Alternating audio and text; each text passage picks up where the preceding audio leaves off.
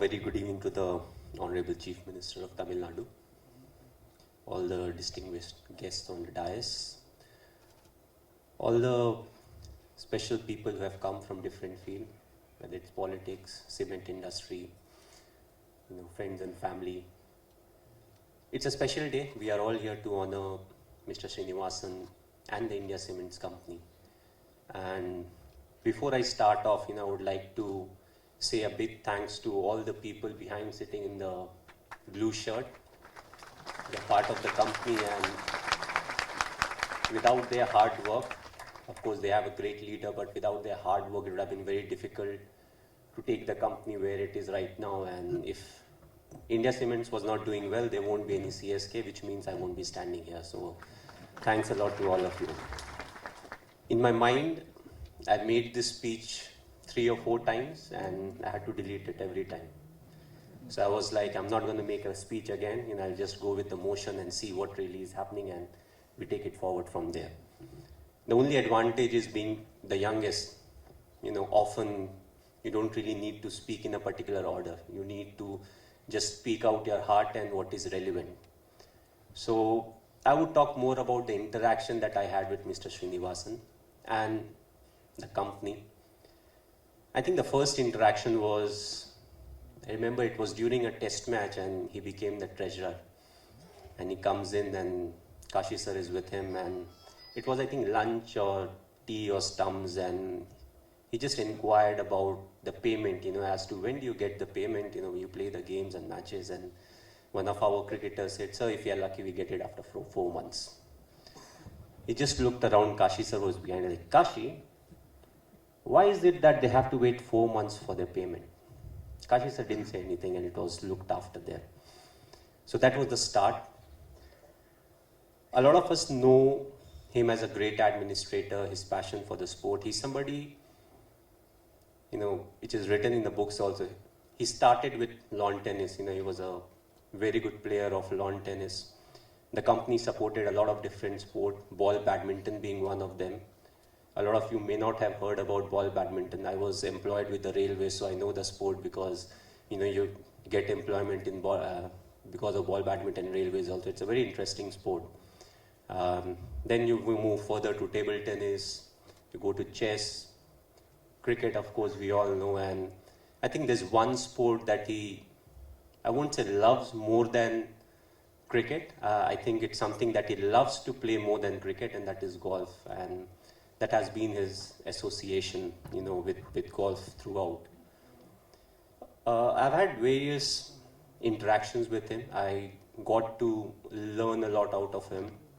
The interactions has been very friendly, because I was part of CSK for the longest of time, and I got enough time with him. 2 months you are sitting in Chennai, so on and off whenever the team is going through a rough phase, which was, apart from the last season, always the case. We crawled into the knockout stage somehow, and we managed to do what we did. So a lot of interactions were about how we don't mind the opposition winning the game. We don't want to lose the game.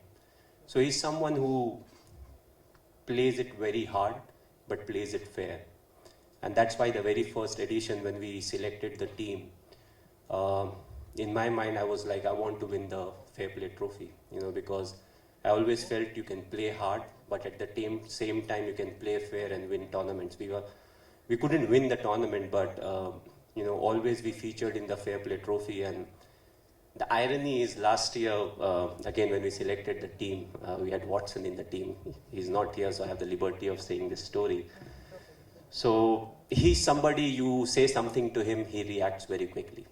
And a lot of cricketers are smiling, they know what really I mean. So after a while, I met Mr. Srinivasan. I was like, sir, this time we don't have a chance of winning the Fair Play Trophy. I don't think we'll be in the top 2 or 3 also.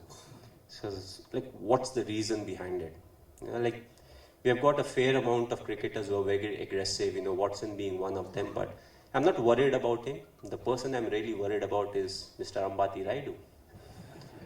So he asked me, why do you say that? He's a perfect guy. I was like, yes, he's a perfect guy. The only problem is when he's batting.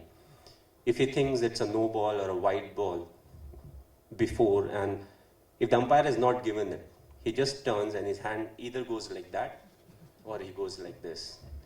Shribai is laughing because he must be the match referee in a few of those games. But I think with Srini sir, it has been a very special bonding. I never knew I'll get selected for CSK. I never asked the obvious reasons why I got selected for CSK, but coming from where I came, and it gave me an opportunity to understand the culture of South India, and that's why it became a very perfect mix of, I know there are quite a few children over here, but it's like rum and coke. On their own they are very different, but once you mix them, they are very different. So all the aggression and everything came from where I was born and brought up, but coming to South, understanding the culture, it made me believe in myself, and it made me a bit more conservative, but at the same time, it pushed me to play hard cricket and fair cricket at the same time. A lot of people have different views about him, and to end it, I would just, some wise man once said, either you love him or you hate him, but you can't ignore him. So all of us, I think majority of us definitely fall in the first category. We definitely love him a lot.